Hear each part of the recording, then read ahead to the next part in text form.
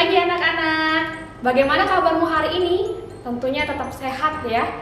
Dan puji Tuhan pada pagi hari ini Miss Nelly sungguh bersuka cita kita bisa kembali untuk devosi bersama-sama. Nah, sebelum kita memulai devosi kita pagi ini, mari saat ini Miss Nelly ajak anak-anak untuk duduk dengan baik dan lipat tangannya, tundukkan kepalanya. Miss Nelly akan pimpin dalam doa. Nanti anak-anak boleh ikuti di dalam hati. Mari kita berdoa. Terima kasih Tuhan Yesus, terima kasih ya Bapa untuk pagi ini, untuk kasih setia Tuhan dalam hidup kami. Bapa, pada pagi ini kami akan kembali merenungkan satu bagian dari firman Tuhan. Kiranya Tuhan yang menolong setiap kami supaya kami boleh memahami apa yang ingin Tuhan sampaikan melalui firman Tuhan pada pagi hari ini. Tolonglah kami sehingga kami boleh konsentrasi dan juga fokus. Ini doa kami, demi nama Tuhan Yesus kami telah berdoa. Amin. Oke, anak-anak, hari ini kita akan membahas satu kisah dari seorang tokoh yang bernama Petrus. Nah, di hari Senin, anak-anak ketika devosi dengan wali kelas sudah dibagikan sedikit ya gambaran siapa Petrus. Nah, kali ini kita akan melihat sisi lain dari seorang Petrus ya. Tetapi sebelumnya Miss Nelly mau ajak anak-anak untuk membuka Alkitab dari Matius 26 ayat 69 sampai 75. Oke, Miss Nelly akan baca satu ayat saja. Silakan nanti anak-anak membaca keseluruhan dari ayat 69 sampai 75 supaya tahu konteksnya ya. Di ayat 75 dikatakan, maka teringatlah Petrus akan apa yang dikatakan Yesus kepadanya, sebelum ayam berkokok, engkau telah menyangkal aku 3 kali. Lalu ia pergi keluar dan menangis dengan sedihnya. Nah, seperti judul perikopnya yang anak-anak boleh lihat, di sini ditulis bahwa Petrus menyangkal Yesus. Tapi sebelum kita sampai ke sini, kita akan review sebentar ya. Siapa Petrus? Oke. Nah, Petrus ini nama aslinya adalah Simon ya. Dalam bahasa aslinya Simeon yang berarti mendengar. Tetapi nanti pada akhirnya nama Petrus ini akan diubah dari Simeon menjadi Petrus yang artinya batu karang, di mana nanti Tuhan Yesus mengisyaratkan Petrus inilah yang akan menjadi fondasi berdirinya gerejanya nanti. Nah, yang berikutnya sekilas Petrus ini merupakan pemimpin para rasul. Dia adalah pengkhotbah yang hebat. Nanti kalau misalnya anak-anak boleh buka di Kisah Rasul, anak-anak boleh melihat bahwa ketika dia berkhotbah ada 3.000 lebih orang bertobat. Lalu Petrus ini merupakan seorang yang cakap mengajar. Nah, selain itu Petrus ini adalah seorang nelayan yang sederhana yang tinggal di Galilea, gitu ya. Galilea ini merupakan satu daerah yang kecil, istilahnya zaman dulu itu perkampungan lah ya, nelayan. Dan Petrus ini merupakan seorang nelayan di daerah itu. Dan Galilea ini juga merupakan tempat di mana Tuhan Yesus berasal, ya. Lalu yang berikutnya, Petrus ini adalah murid Tuhan Yesus yang paling menonjol. Dalam artian, di beberapa kesempatan ketika nanti anak-anak boleh baca di pasal-pasal sebelumnya dari Matius ini, anak-anak akan melihat bahwa Petrus inilah yang paling berani untuk berbicara di antara para murid Tuhan Yesus. Jadi istilahnya secara tidak resmi, Petrus ini merupakan juru bicara, gitu ya. Lalu dia juga merupakan seorang pemimpin di antara para rasul. Dia mempunyai jiwa kepemimpinan di antara para murid-murid Tuhan Yesus. Lalu berikutnya, Petrus ini awalnya diperkenalkan oleh Andreas, saudara laki-lakinya ya. Tetapi ketika Petrus diperkenalkan oleh Andreas, Tuhan Yesus belum mengajak Petrus ini untuk menjadi muridnya. Ya. Tetapi Petrus ini diajak menjadi murid Tuhan Yesus ketika dia sedang menjala ikan. Makanya Petrus itu dikatakan Tuhan Yesus, marilah ikutlah aku menjadi penjala manusia. Lalu berikutnya, Tuhan Yesus menubuatkan bahwa nanti Petrus yang akan menjadi pemimpin di gerejanya. Nah, kita sudah lihat ya beberapa gambaran dari seorang Petrus ini. Kalau kita perhatikan, wah, meskipun dia dengan latar belakang ya orang biasa aja, dari segi akademik juga dia biasa-biasa aja karena dia kan seorang nelayan ya. Tapi Tuhan bisa pakai dia jadi orang yang sangat hebat gitu.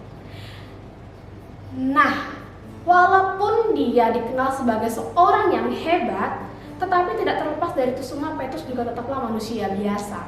Petrus punya kelemahan, dan inilah yang akan kita bahas di devosi kita pagi ini. Petrus ini merupakan seseorang yang sangat gegabah, dan Petrus juga memiliki yang namanya rasa takut. Nah, anak-anak ingat kisah ini? Nah, kisah ini adalah kisah di mana Tuhan Yesus makan bersama-sama dengan muridnya pada perjamuan Paskah.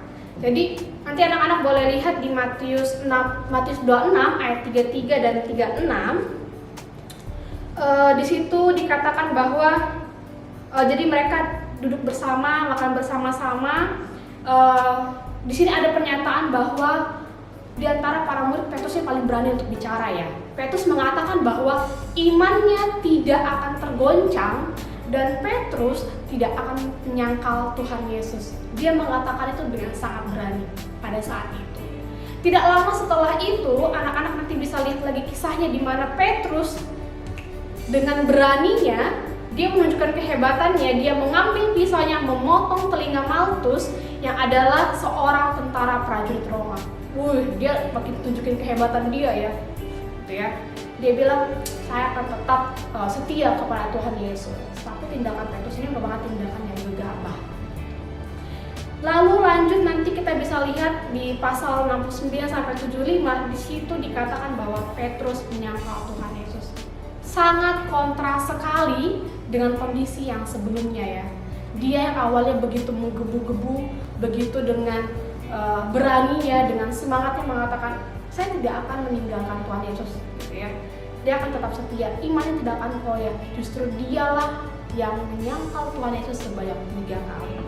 Dikatakan di sini pada penyangkalan pertama, ketika ada seorang perempuan mendekati ia, di sini Petrus mengatakan penyangkalan yang pertama ya, dia mengatakan, aku tidak mengenal orang itu, gitu ya.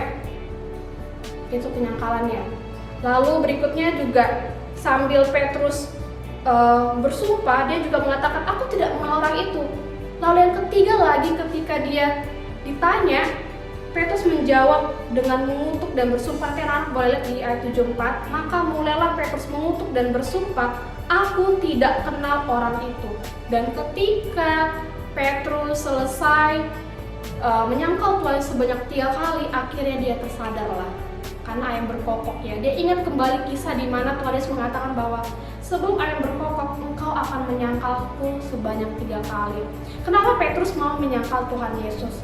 Kalau kita lihat, itu karena dia takut. Dia takut ditangkap, dia takut dihukum. Makanya dia menyangkal Tuhan Yesus. Bahkan di penyangkalan yang ketiga, dia sampai menggunakan kata sumpah dan mengutuk ya, untuk semakin menguatkan penyangkalannya itu. Karena dia sangat takut sebenarnya. Takut sekali untuk ditangkap dan dihukum pada saat Tuhan Yesus sedang ditangkap pada saat itu. Dia sedang menyelamatkan dirinya. Mungkin kita akan melihat bahwa Petrus mah dia tidak pegang kata-katanya gitu ya. Orang yang paling berani, dia juga yang paling begitu semangat ketika dia menyangkal Tuhan Yesus begitu. Tetapi kita melihat ketika Petrus akhirnya tersadar, di situ ia menyesalinya ya. Kita bisa lihat di ayat 75. Lalu ia pergi keluar menangis dengan sedihnya. Petrus mengingat perkataan Tuhan Yesus yang mengatakan bahwa ia akan menyangkal Tuhan Yesus sebanyak 3 kali sebelum ayam berkokok, dan dia akhirnya menyesalinya. Nah, dari kisah ini kita bisa belajar dari seorang tokoh Petrus. Ya, kita tahu bahwa mungkin di antara kita melihat bahwa Petrus ini merupakan sosok yang sangat hebat sekali. Dia memiliki banyak catatan di mana dikatakan dia cakap mengajar, dia pandai berbicara. Tetapi Petrus pun tidak luput dari yang namanya kelemahan dan ketakutan. Pribadi yang memiliki kelemahan dan penuh ketakutan dan keterbatasan ini Tuhan panggil sebagai muridnya. Lalu yang kedua, meskipun Petrus sudah menyangkal Tuhan Yesus, dalam kata lain dia sudah berdosa begitu ya, dia berdosa terhadap Tuhan Yesus, dia berdosa terhadap Allah, tetapi kita melihat satu bagian yang menarik di mana akhirnya dia pun menyesali perbuatannya. Petrus menyadari bahwa betapa besar anugerah Tuhan baginya. Petrus yang tidak layak dikasihi Tuhan, dia tidak punya kualitas yang diperlukan untuk melayani Tuhan, dia tidak punya keberanian, dia tidak punya ketulusan, tetapi karena belas kasihan Tuhan, akhirnya Petrus dipulihkan kembali. Tuhan memperbaiki Petrus, membentuknya dengan keras dan penuh belas kasihan. Nanti kalau misalnya anak-anak boleh baca di Kisah Rasul, itu merupakan kelanjutan bagaimana Petrus yang sudah dipulihkan, dia dengan beraninya menyatakan kebenaran, memberitakan Injil, dan akhirnya banyak orang bertobat. Ya, dia berbalik dari kehidupan yang lama dan dia memberikan dirinya untuk dipakai oleh Tuhan. Gitu. Dan kita melihat nanti di Kisah Rasul, kalau anak-anak boleh buka, di situ dikatakan Petrus inilah yang nantinya akan menjadi fondasi berdirinya gereja Tuhan. Awal dari jemaat mula-mula. Luar biasa ya. Tuhan bisa memakai Petrus yang begitu sudah sangat berdosa untuk menjadi perpanjang tangan Tuhan, dipakai Tuhan untuk memberitakan Injil dan kebenarannya. Nah, dari kisah Petrus ini apa yang bisa kita tarik dan bisa kita aplikasikan dalam hidup kita? Yang pertama, kita melihat adanya perubahan hati dari seorang Petrus. Petrus meninggalkan kebiasaannya yang lama dan melakukan hal yang sesuai dengan kehendak Tuhan. Kita melihat ada pertobatan dari Petrus ya. Dia meninggalkan kehidupannya yang lama. Dia menyesali perbuatannya. Lalu yang kedua, kita juga melihat akhirnya nanti Petrus ini merupakan salah satu murid Tuhan Yesus yang mati syahid ketika dia memberitakan Injil, ya, dia berani memberitakan Injil. Nah, mungkin kita yang masih anak-anak di rumah begitu ya, masih kecil, cara kita memberitakan Injil mungkin tidak seperti Petrus yang mungkin berkhotbah. Tetapi anak-anak diharapkan kita bisa sama-sama belajar memberitakan Injil, berani memberitakan kebenaran, mungkin tidak dengan berkhotbah, tapi melalui tindakan-tindakan kecil yang bisa anak-anak kerjakan sehari-hari di rumah. Ya, apapun itu, mulai dari kamu bangun, kamu belajar, kamu membantu orang tua di rumah, dan apapun itu merupakan tindakan kecil yang bisa kita kerjakan sebagai bentuk kita memberitakan kebenaran.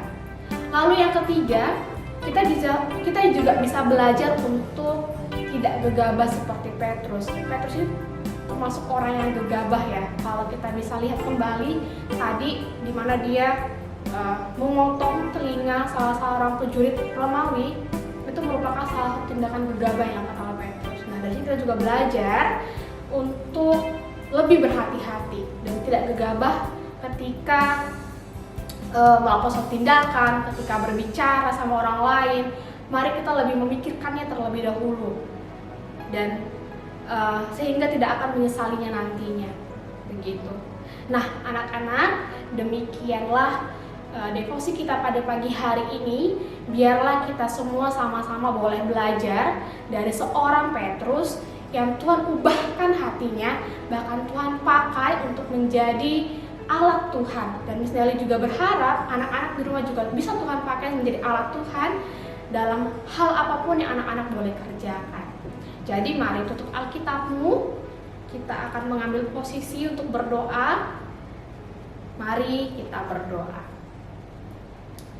Terima kasih ya Allah, terima kasih ya Tuhan, Engkau telah mengingatkan kami melalui kisah seorang tokoh Petrus, di mana Tuhan telah memakai ia dengan sangat luar biasa. Petrus yang merupakan orang-orang biasa, bahkan merupakan seorang yang telah menyangkal Tuhan, tapi Tuhan dengan penuh belas kasihan mau memakai ia, memperbaiki ia menjadi alat Tuhan. Biarlah Tuhan, kami juga yang masih muda ini boleh Tuhan pakai, Tuhan ubahkan hidup kami, supaya kami juga boleh menjadi alat Tuhan di tempat ini, di muka bumi ini ya Tuhan. Bapak yang baik, sebentar lagi kami akan memulai proses pembelajaran kami secara online. Tuhan kiranya tolong semua anak-anak agar boleh bertanggung jawab mengikuti setiap pembelajaran dengan baik. Berdoa juga untuk setiap guru, Tuhan yang menganugerahkan kebijaksanaan dan kesabaran dalam mengajar anak-anak.